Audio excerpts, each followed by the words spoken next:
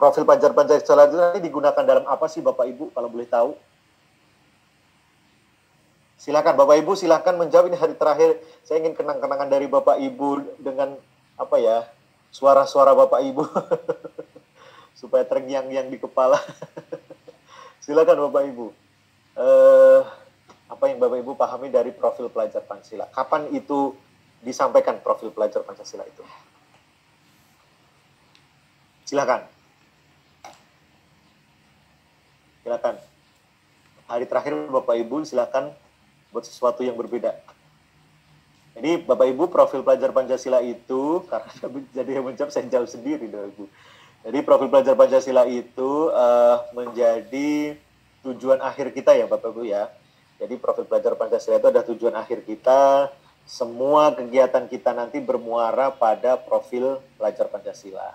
Karena semuanya bermuara, maka ada 4 cara untuk sampai ke profil pelajar Pancasila. Bapak Ibu masih ingat ya? Jadi profil pelajar Pancasila itu dicapai melalui 4 cara. Cara yang pertama Bapak Ibu melalui apa? Silakan. Oke, kalau Bapak Ibu misalnya malu-malu untuk menyampaikan suara indahnya, boleh pakai chat nih.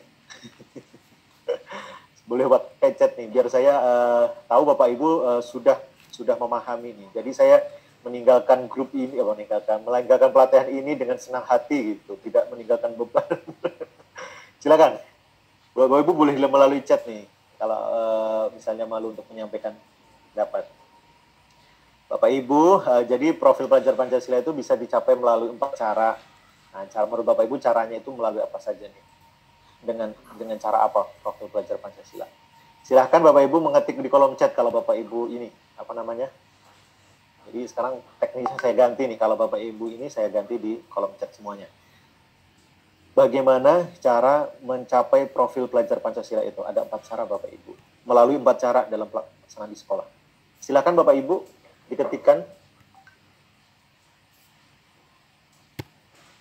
Oke, saya masih menunggu ketikan Bapak Ibu. Silakan Bapak Ibu mengetikkan di sana apa yang Bapak Ibu capai dari profil pelajar Pancasila. Silakan.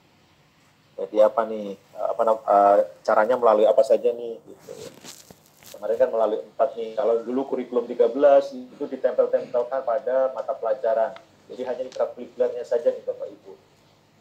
Seolah-olah seperti itu. Nah, kalau profil pelajar Pancasila tuh seperti apa? Pakai apa? Kan ada 4 tuh. Bisa melalui ini, bisa melalui ini. Jadi saya ingin memastikan Bapak Ibu sudah memahami.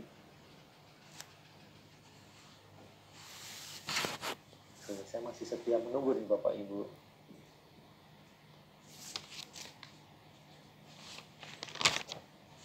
Pak Adin, boleh diulang Kak Pak? Soalnya tadi terkeluar, saya tidak dengar Bapak. Oh iya, jadi profil pelajar Pancasila itu, untuk mencapai profil pelajar Pancasila itu ada 4, melalui 4 ini dulu. Kalau dulu di kurikulum 13, PPK itu dicapai melalui kegiatan intrakurikuler, ditempelkan dalam setiap mata pelajarannya, dalam setiap kegiatan pembelajarannya. Nah, kalau profil pelajar Pancasila ini, itu bisa dicapai melalui apa Bu? Ada 4 nih. Apakah hanya intrakurikuler saja, atau bagaimana? Melalui apa nih? Silakan Bapak Ibu ketik, saya setia menunggu.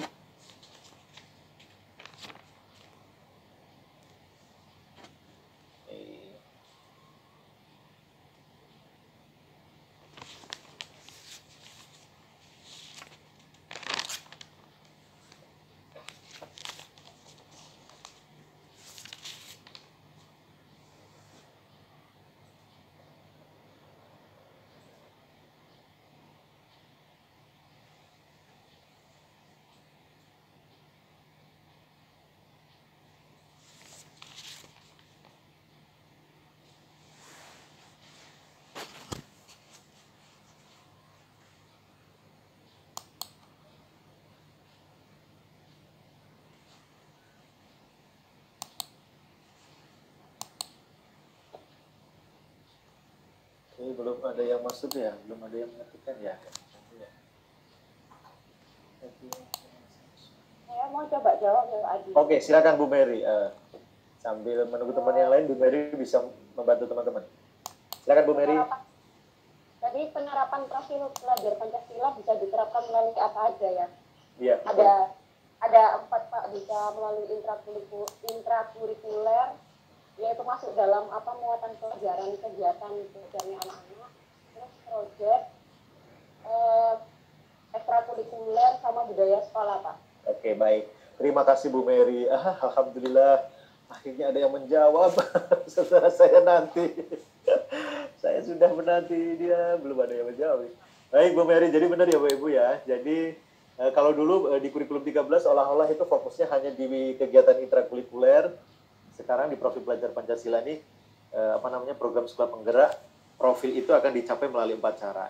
Di intrakurikulernya, di ekstrakurikulernya, kemudian di budaya-budaya sekolah yang dituliskan melalui kebijakan-kebijakan sekolah kepala sekolah, juga melalui ekstrakurikuler.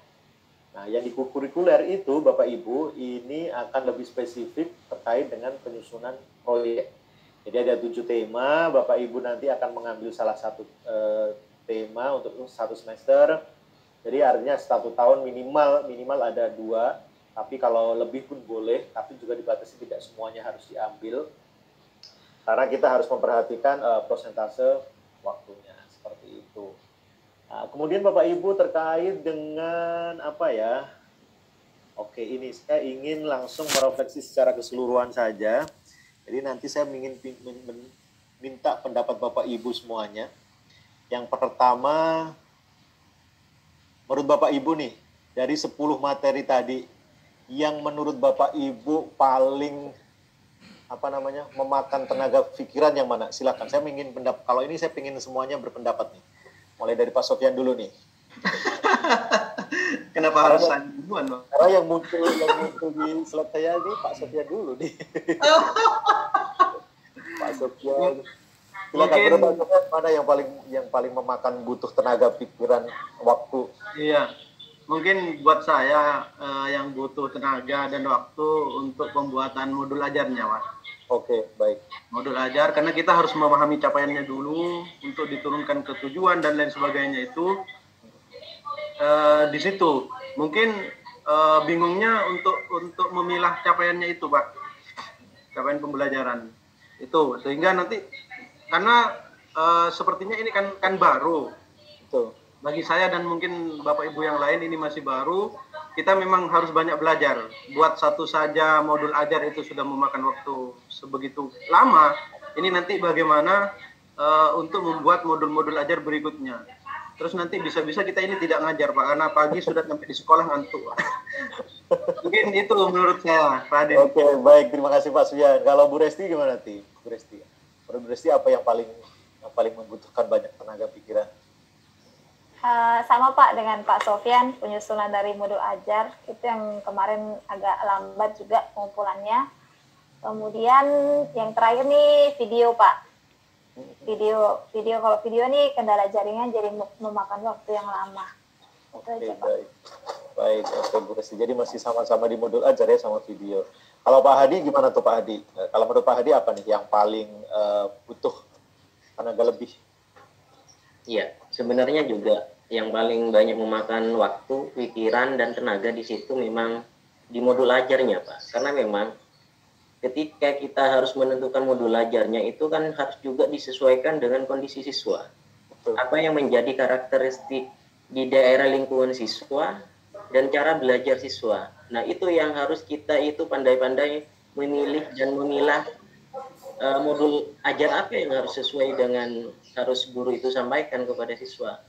Mungkin di situnya Pak, karena memang dalam setiap satu daerah saja itu kadang-kadang karakteristiknya antara desa, antara perkelurahan juga tidak sama Pak.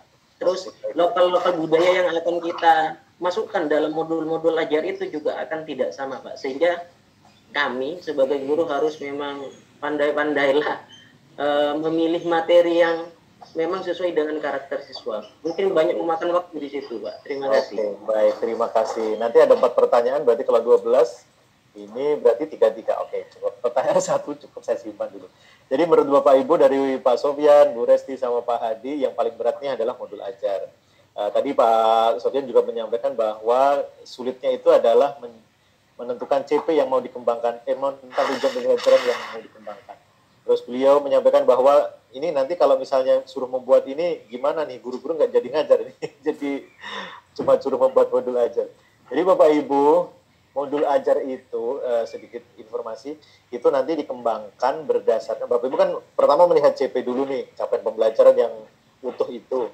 Kemudian dikembangkan menjadi beberapa tujuan pembelajaran dari tujuan pembelajaran 1, 2, 3, 4, 5, 6, 7, 8, 9, 10 taruh seperti itu. Nah, kemudian dari beberapa tujuan pembelajaran yang banyak, Bapak Ibu cari tujuan pembelajaran yang sama, kontennya, materinya digabung. Misalnya tujuan pembelajaran 1, tujuan pembelajaran 2, 3, dan 4, digabung jadi satu untuk dibuat modul. Nah, artinya tujuan pembelajaran itu kan tidak untuk satu pembelajaran. Bisa jadi modul pembelajaran itu untuk beberapa pembelajaran. Nah, bisa jadi satu modul ajar itu bisa digunakan 2 sampai 1 bulan, Pak. Jadi tidak harus 1 hari 1 bikin modul, tidak, itu 2 sampai 1 bulan, taruhnya seperti itu. Nah, kemudian modul ajar komponen yang sekian banyak itu, Bapak Ibu, itu komponen modul ajar yang ideal. Ya Bapak Ibu, ya komponen yang ideal. Artinya, Bapak Ibu boleh nih mengembangkan modul ajar, tapi komponennya tidak sebanyak itu, boleh. Jadi menurut Bapak Ibu yang tidak penting untuk dituliskan di modul ajar, tidak apa-apa, tidak usah dituliskan. Jadi di modul ajar yang penting-penting, terutama bagian langkah-langkah pembelajaran sama bahan materinya. Karena modul ajar itu nanti juga digunakan oleh orang lain, maksudnya orang yang menggantikan Bapak Ibu.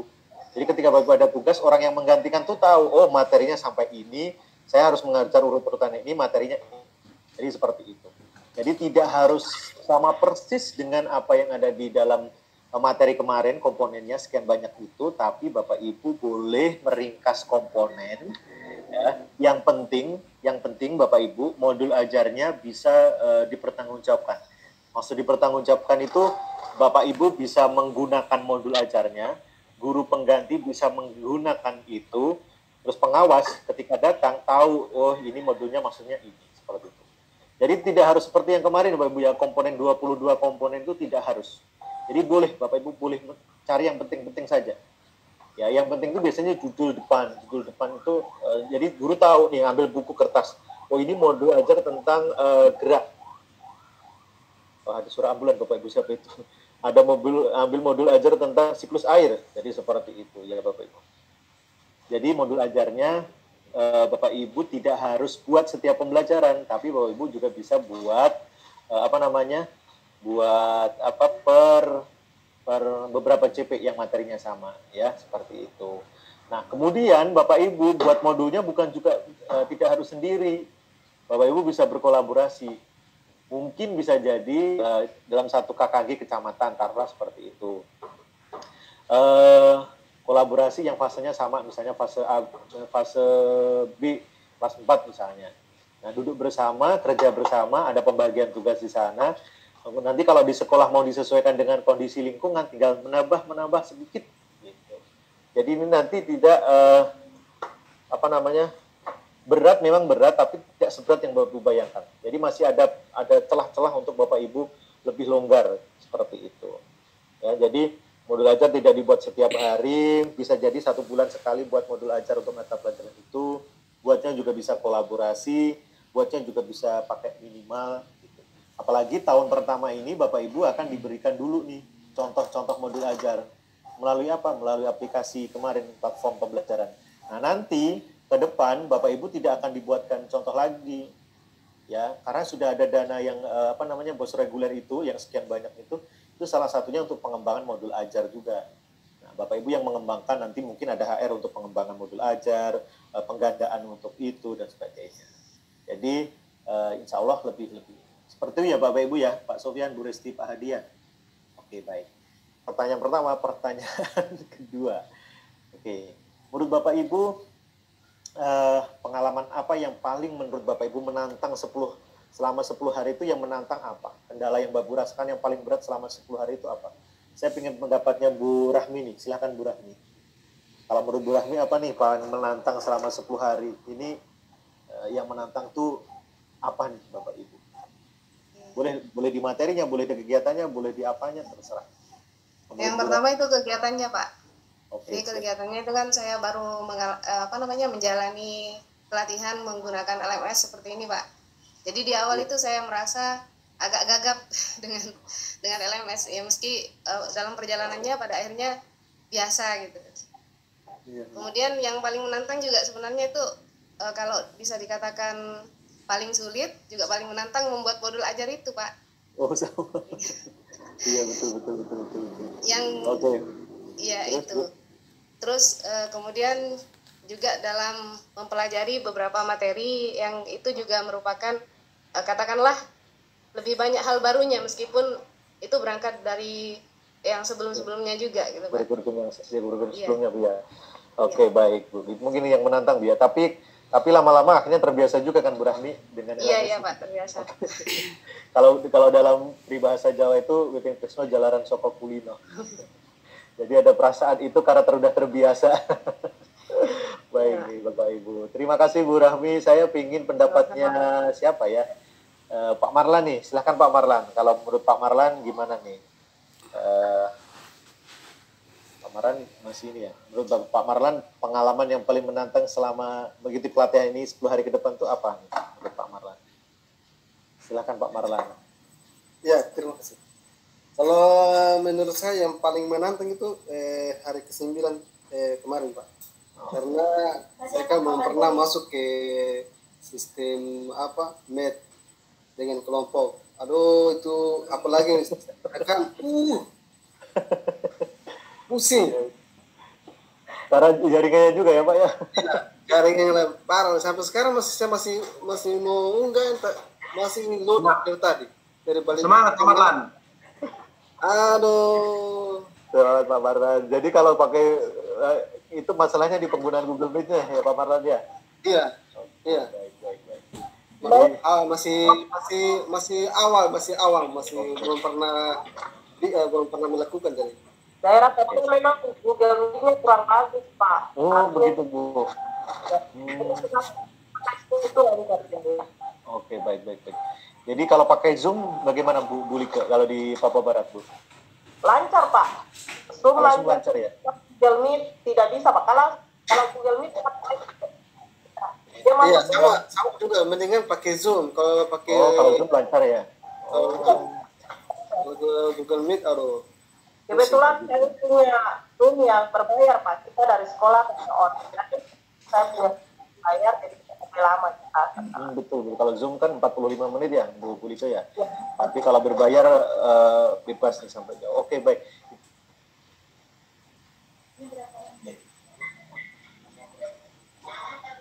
Mungkin untuk Zoom dan Meet itu tidak di Papua saja, Pak. Kalau di sini juga loadingnya itu memang lebih cepat Zoom daripada Google Meet. Mungkin ukurannya lebih besar mungkin. Oke, jadi itu ya Ibu ya, yang menantang ada terkait dengan jaringan. Sama seperti yang Bapak awal-awal dulu ya, berarti ya. Jadi baik, seperti itu. Jadi kalau pakai Zoom, sebenarnya kalau kemarin Bapak Ibu mau pakai Zoom sih sebenarnya bisa ya. Seperti yang saya sampaikan kemarin, Bapak Ibu merekamnya pakai Google Meet bisa, pakai Zoom bisa. Kalau pakai Zoom itu Bapak Ibu bisa ganti background itu juga. Kalau ini kata Bapak mau Google Meet itu kalau mau ganti background agak lumayan ini ya. Ribet ya. Oke, pertanyaan berikutnya apa ya? Oke nih, kalau Bapak Ibu ini berarti yang terakhir nih. Nah, Bapak Ibu, kalau mau menggambarkan dalam sebuah kalimat perjuangan Bapak Ibu dari hari ke-1 sampai 10, digambarkan dalam sebuah kalimat, nah itu seperti apa? Saya pengen, ini Bu Lika dulu lah, Bu Lika. Gimana Bu Lika? Kalau mau menggambarkan pelatihan kita dari 1 sampai 10 hari ini yang berdarah-darah ini, mau digambarkan dalam sebuah kalimat, apa Bu Lika kira-kira? Kalau mau digambarkan dalam sebuah kalimat dari pelatihan ini, kira-kira kalau kalimat pantun yang bagus itu Pak, bersakit-sakit dahulu, bersenang-senang kemudian. Memang untuk proses ini benar-benar, apalagi modul ya Pak. Saya punya modul terasa jauh sekali dari kesempurnaan, karena saya pun mau bilang otak lelah. Mau berbuat apa lagi yang sudah yang ada lah. begitu. Jadi tapi kalau asesmen Pak, saya sudah pernah ikut pelatihan dari Pak Mulyadi. Mungkin Bapak kenal karena beliau juga ini ya. Ya. Tapi itulah dari kita 4 yang ikut ini, kami rasa yang di sini yang lebih, maksudnya lebih membangkitkan semangat kami untuk bekerja, yang lebih membangkitkan semangat kami untuk ingin tahu. Kalau yang kemarin itu kayak aduh bosan begitu. Tapi di sini kami semakin belajar, semakin mau dan mau untuk tahu begitu Pak. Jadi terima kasih untuk semuanya Pak Adin. Semoga dengan gerilahnya Pak Adin kami bisa memberikan yang terbaik di lembaga pendidikan kami. Amin. Terima kasih Bu Like, luar biasa Bu Like. Sekarang nih alhamdulillah sudah saya ini nih. Sekarang Pak Awal nih, gimana Pak Awal? Kalau menurut Pak Awal, mau menggambarkan pelatihan kita ini dalam sebuah kalimat tuh menurut Pak Awal gimana nih pelatihan kita? Kelihatannya sama ya Pak Awal, kita berdarah-darah juga ya Pak Awal ya. Oke, terima kasih Pak Adin. Kalau gambarannya untuk kegiatan selama ini, saya rasa menantang Pak Adin. Sangat-sangat menantang. Apa tuh Pak? Apalagi kalau untuk kegiatan 10 hari ini yang paling menantang sekali itu sama dengan teman-teman semua itu terletak di modul ajar Pak. Baik. Modul ajar. Karena jujur Pak, sebenarnya modul ajar ini hampir mirip dengan RPP. Betul.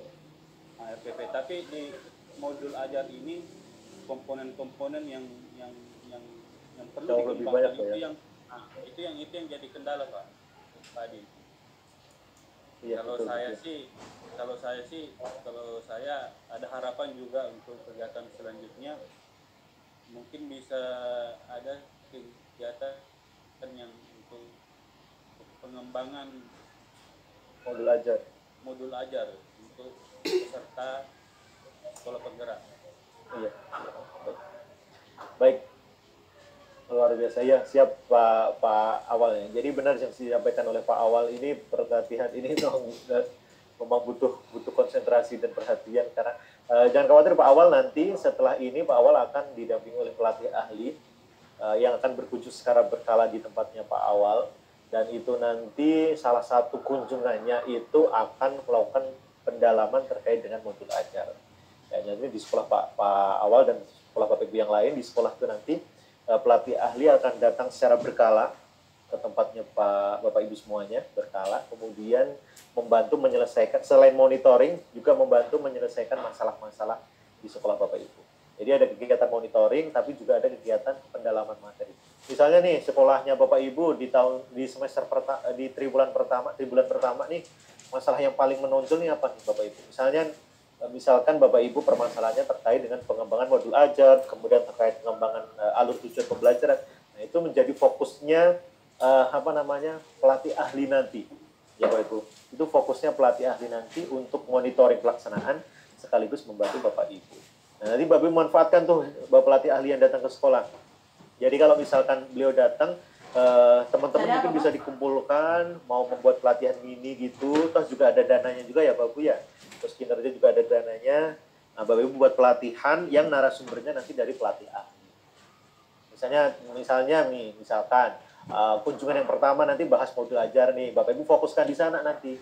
Jadi jauh-jauh hari sebelum beliau datang ke sekolah untuk monitoring, Bapak Ibu sudah merencanakan kegiatan nih untuk itu.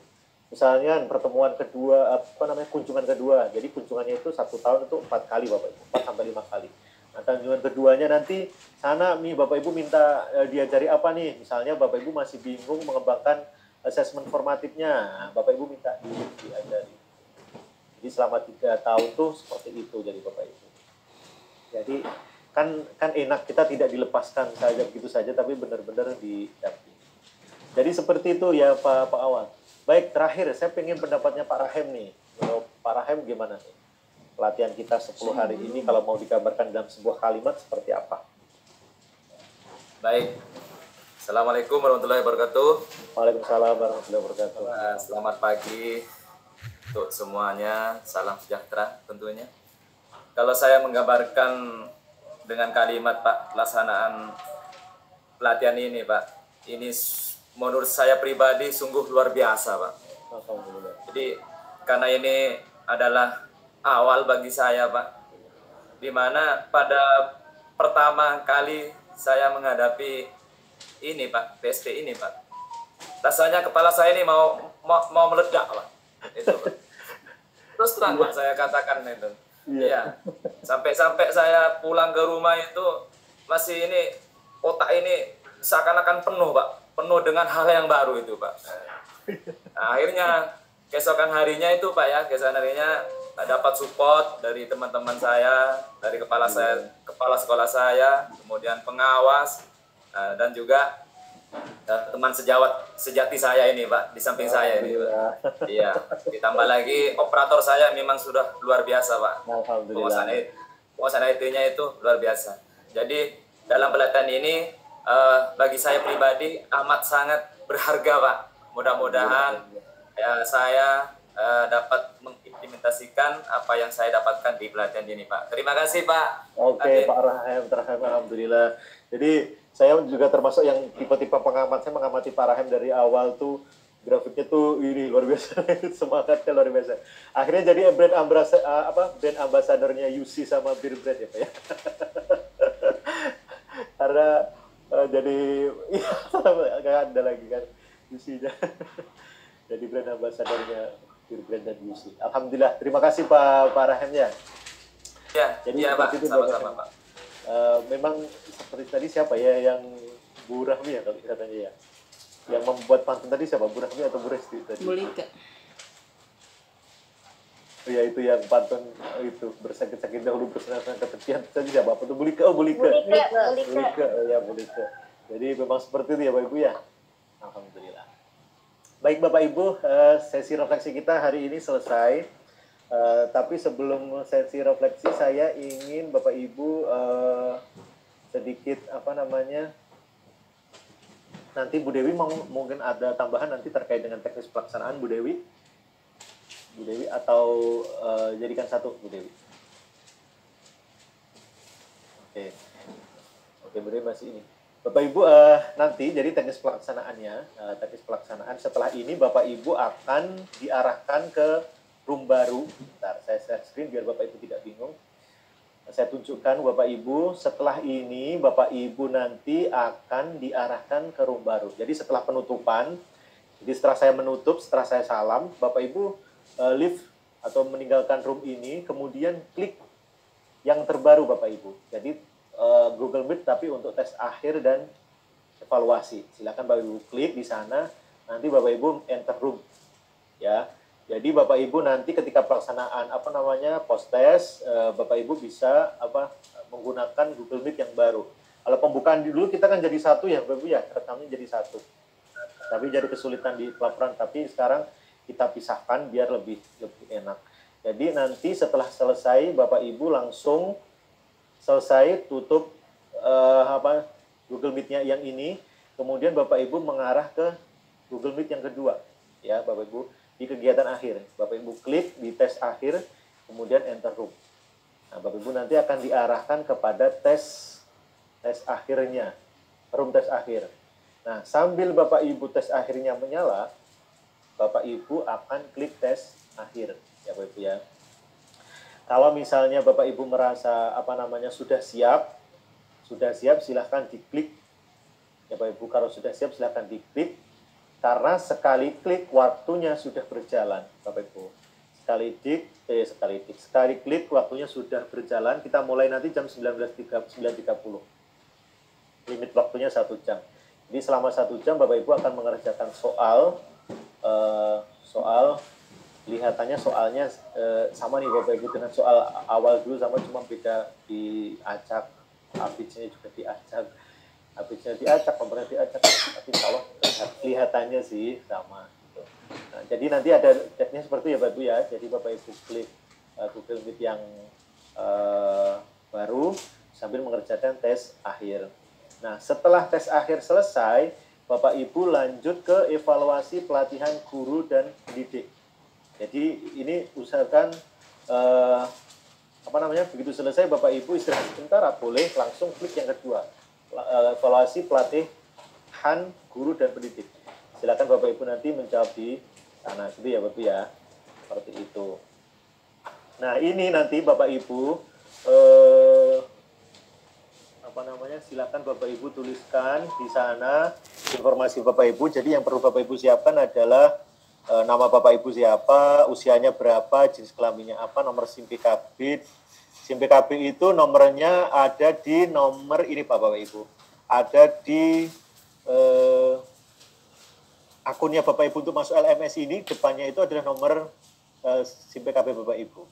Ya, ini ijazah terakhir Bapak Ibu, kemudian nama mengajar, nama sekolahnya apa, nama MPSN, sekolah ini berarti Bapak Ibu silahkan disiapkan. Kau tahu SIM PKB apa? Ya Bapak Ibu ya. SIM PKB itu nomor UKG itu kan? Kalau Bapak Ibu dekat dengan temannya, silahkan temannya minta tolong untuk mencatatkan.